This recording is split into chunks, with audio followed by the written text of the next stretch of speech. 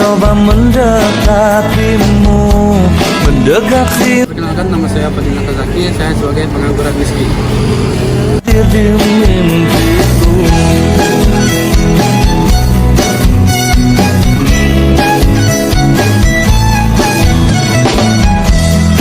berikanlah aku waktu dan keadaan yang engkau mampu. Saya Sifatulia Sarah. Saya Marisa Fisa Selvani. Kami bertiga sebagai konten kreator. Oh, hati ini akan bisa lebih lama untuk memendam rasa. Empat mata bicara padamu, ku katakan aku cinta kamu. Empat mataku ingin bertemu, ku ungkapkan isi di. Kenalkan, saya Francisca Chelsea Olivia. Saya Divani Monica. Kami sebagai pegawai Eger. Aku waktu dan keadaan yang engkau mampu. Empat mata yang ku mau untuk katakan cinta padamu. Oh, hati ini takkan bisa lebih lama untuk memendam rasa. Empat mata bicara padamu. Nama saya Aklemanadin Islam, Ibas Kesan Azza, Victor Edward. Kami bertiga sebagai preman. Untuk ungkapkan isi di hatiku. Selamat menyaksikan.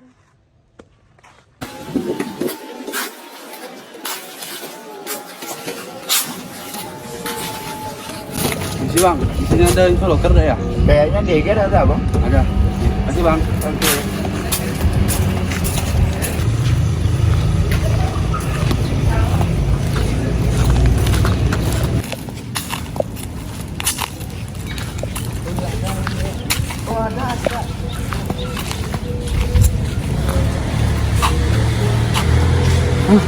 Ini itu yang dimaksud abang tuh.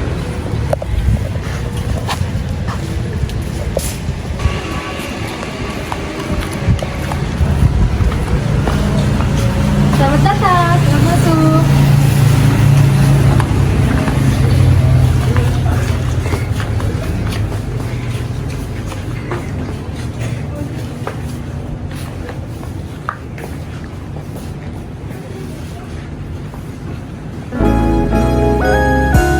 Hai guys, jadi kita sekarang ada di Eger. Kita mau mereview apa yang ada di Eger dan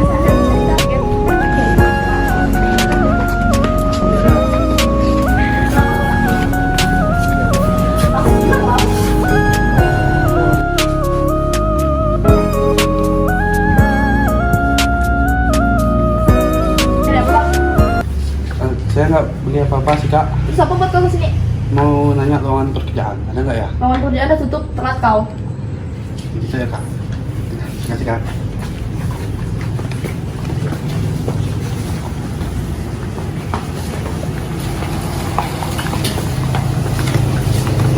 Baik, kita ada lihat nggak? Cewek musik tadi. Dah? Menurut saya lah. Mungkin incaran keras. Yuk, baru. Jam.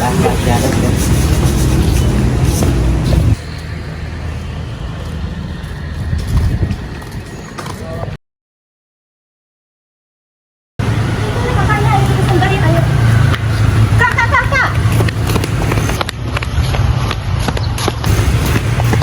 Halo kak, boleh spill skincare-nya nggak? Katanya cantik banget. Ah, itu dia masa baru ya? Gas.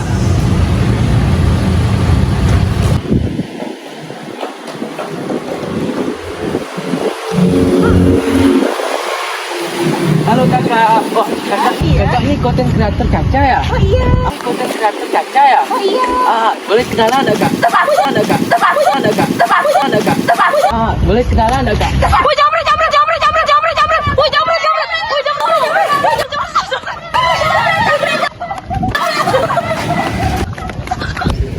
Aduh, susah zaman sekarang untuk tidak kok.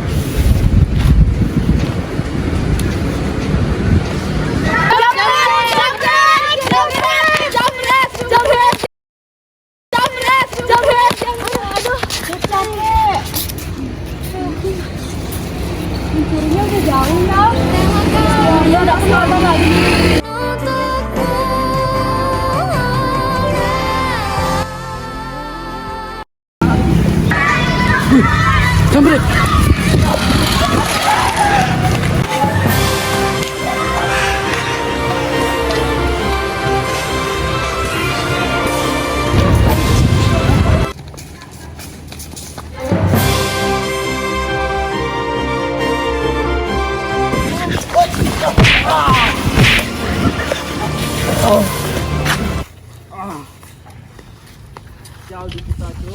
Lari. Ini tuh punya kalian kak? Itu dia kamu ya? Ya. Tadi. Ya, makasih ya. Makasih ya. Makasih banyak Sama. ya. Baik banget ya dia, apa kita kasih imbalan aja. Oh iya ya? Oh iya, kebetulan juga tadi itu dia ada datang ke tempat kerja kami buat nanya ada lowongan pekerjaan atau enggak. Tapi sayangnya di tempat kerja kami udah tutup. Pas banget nih, kita kan lagi cari tim editor. Betul. Oh ya, boleh tuh, boleh. Dipanggil ya. Oke. Bang. Bang. Ya. Abang lagi cari kerjaan ya? Iya. Ayo ikut saya. Ikut kawan saya. Tuh bang, abang lagi cari pekerjaan ya? Iya. Kalau boleh tahu, abang lulusan apa? Saya sih sempat kuliah di Damri. Saya gara-gara masalah itu. Pas banget nih, kita lagi cari tim editor. Abang ikut kami ya? Boleh gak? Iya. Beneran gak? Iya. Engkau Allah yang maha mendengar, Engkau Allah yang maha penyayang, Engkau yang mengampuni, Engkau yang memaafkan, Engkau Allah. Wa syukurillah.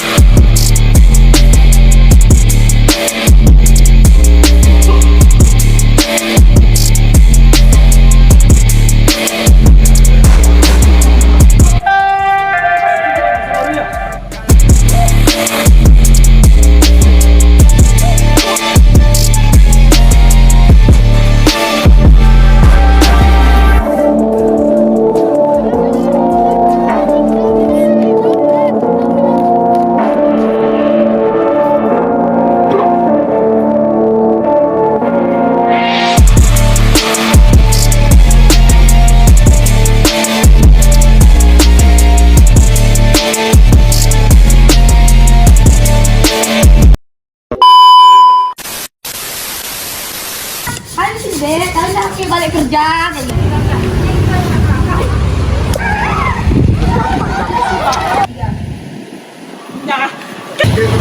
Itu kakak ya, kita samperin. Oh, kakak. Ya, kakak itu banget. Makasih ya. Untuk sekarang. Kau jangan lagi. Kok kita pernah minum kopi kayak kapan pegawai jalan?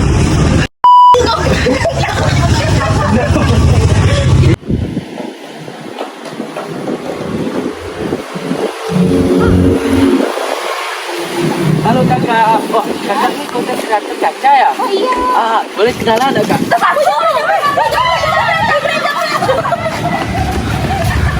Bang. Iya kak. Abang lagi cari kerjaan. Iya. Ayo ikut saya.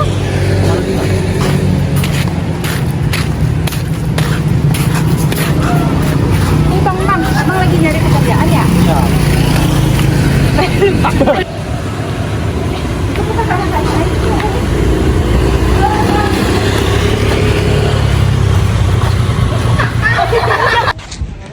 Selamat menyaksikan.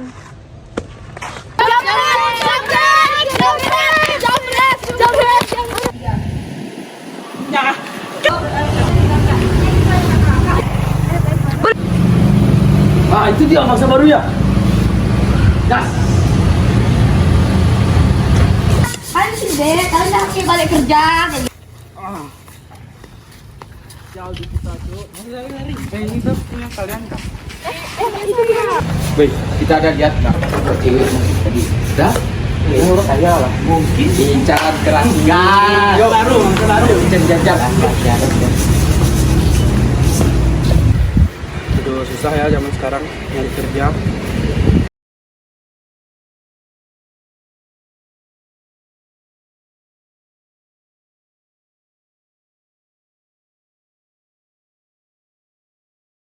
Ada survei dari BI bilang, ini pas Januari ya, selama 6 bulan ke depan itu bakal ada penurunan dari ketersediaan lapangan kerja. Belum lagi statement dari Sekjen Kemendikbud, dia bilang edukasi tersier tuh opsional, jadi nggak wajib buat penuhin. Belum lagi survei dari Talent Acquisition, banyak banget perusahaan di Indonesia itu lagi freeze hiring, nggak mau hire karyawan baru, karena takut ke depannya mereka harus PHK. Belum lagi faktanya, ini survei di luar ya, 40% employer itu nggak mau nge-hire employee Gen Z. Jadi sebenarnya problemnya di mana? Apa bener Gen Z kita tuh sekarang agak dan sebenarnya kita harus ngapain? Soalnya kalau negara sampai nggak bisa nyediain lapangan pekerjaan buat warga-warganya ya, artinya itu udah situasi yang fatal banget. Kalau kalian Gen Z, gue saranin kalian nonton sampai habis. Soalnya ini buat kalian lebih ngerti dan siapin dirilah buat kedepannya nanti masa depan kalian kayak gimana. Dan salah satu problem paling gede yang gue spot adalah mereka nggak subscribe. Oke, bercanda. Sebenarnya ada 4 masalah gede yang gue spot. Masalah negara, masalah edukasi, masalah lapangan pekerjaan, baru yang terakhir masalah dari Gen Z itu sendiri. And yes, kita mulai dari yang paling hot dulu. Gue yakin mayoritas dari kalian tuh nggak tahu asal-usulnya kenapa Indonesia tuh ketinggalan banget tuh dari mana. Masuk ke chapter 1, masalah negara.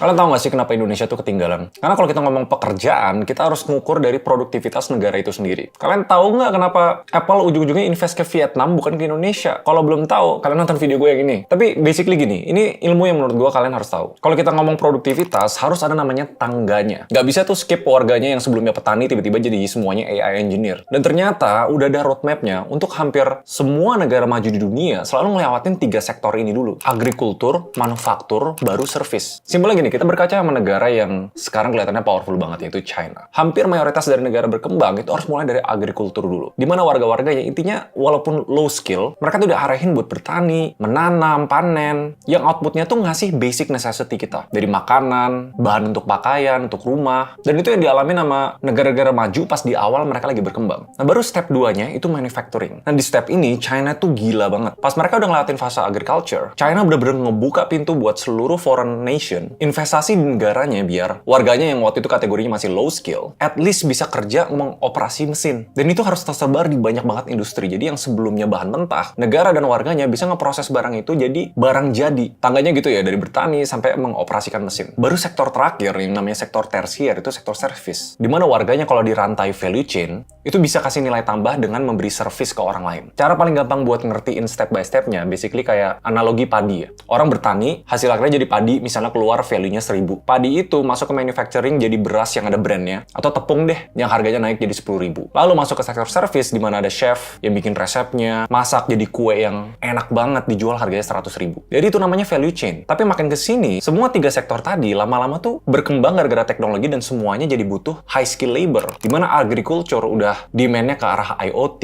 AI automation, manufacturing udah ke arah chip-chip AI yang udah nggak bisa lagi tuh orang low skill nge-operate mesin-mesinnya. Service business yaitu IT, ngedevelop AI itu sendiri. Dan Indonesia itu sebenarnya ngalamin yang namanya prematur deindustrialization. Dimana sebelumnya pas kita perkembangan ekonomi itu naik sampai 8%, dan kita ada di masa kejayaan manufakturnya, itu terlalu prematur dimatiinnya dan orang terlalu cepat pindah ke service sector. That's why kalau kalian lihat negara kita dan warga-warganya nggak banyak yang bisa ngeproduksi produk-produk terlalu bervariasi. Ujung-ujungnya banyak kita harus rely impor ke negara-negara tetangga karena ya sesimpel manufacturing kita tuh ketinggalan. Ini